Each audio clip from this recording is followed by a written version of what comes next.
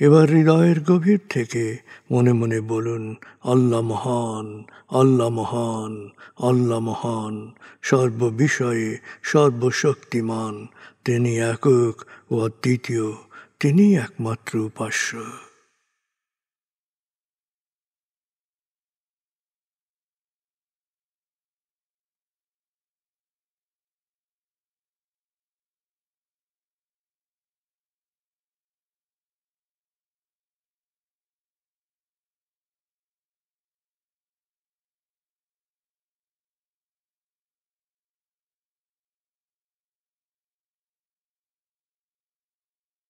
হৃদয়ের গভীর থেকে প্রার্থনা করুন, হে আল্লাহ, তুমি আমাদেরকে বিশ্বাসী, সৎকর্মশীল, সংঘবদ্ধ মানুষ হিসেবে কোয়ান্টাম ফাউন্ডেশনে একাত্ম করেছ।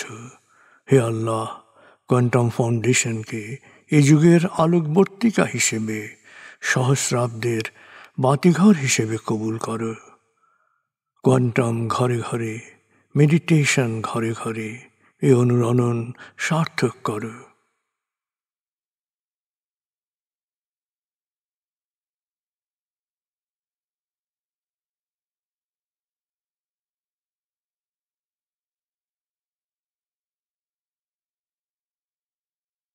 হে আল্লাহ, হে দয়াময়, হে মেহেরবান, কোয়ান্টাম ফাউন্ডেশনের সকল কার্যক্রম, শিক্ষা সেবা, শুদ্ধাচার, রক্তদান, এতিমান, প্রবীণ সেবা, চিকিৎসা সেবা, খতনা, মাতৃমঙ্গল, দাফন, কোয়ান্টাম মেথড কোর্স, এই সমস্ত কার্যক্রমকে সদকায়ে জারিয়া হিসেবে কবুল করো। এই কার্যক্রমে যারা সেবা দিয়েছেন তাদের সবার জীবনকে বরকতময়, প্রশান্তিময় করে দাও।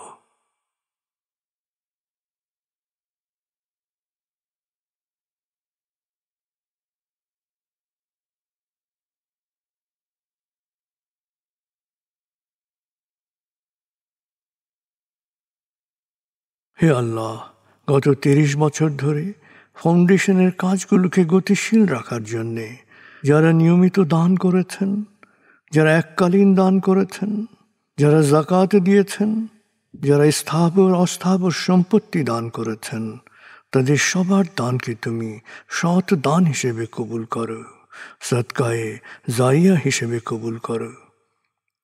তাদের পরিবারে সুখ ও প্রশান্তি দান করো, তাদের ধন সম্পত্তিতে বরকত দান করো।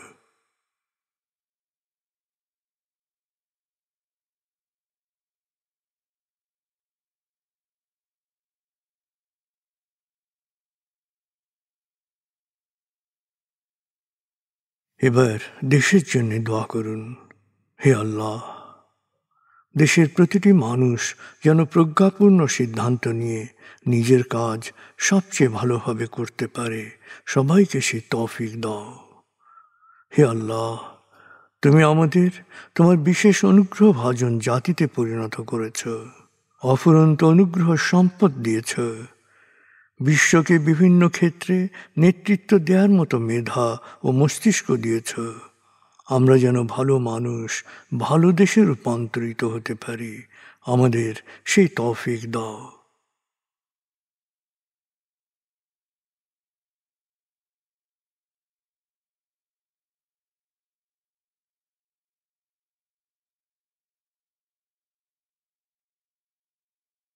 ভালো মানুষ, ভালো দেশ, স্বর্গভূমি বাংলাদেশ।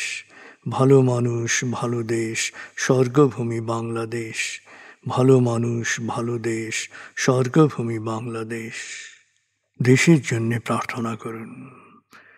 দেশকে যেমন দেখতে চান সেভাবে প্রার্থনা করুন।